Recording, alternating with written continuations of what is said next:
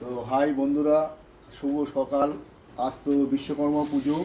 তো বিশ্বকর্মা পুজো উপলক্ষে cycle, motor cycle যা আছে সবগুলোকে আমি একটু সকালবেলা পরিষ্কার বা ধুয়ে নিচ্ছি। তো এটা হচ্ছে আমার বাবার সাইকেল।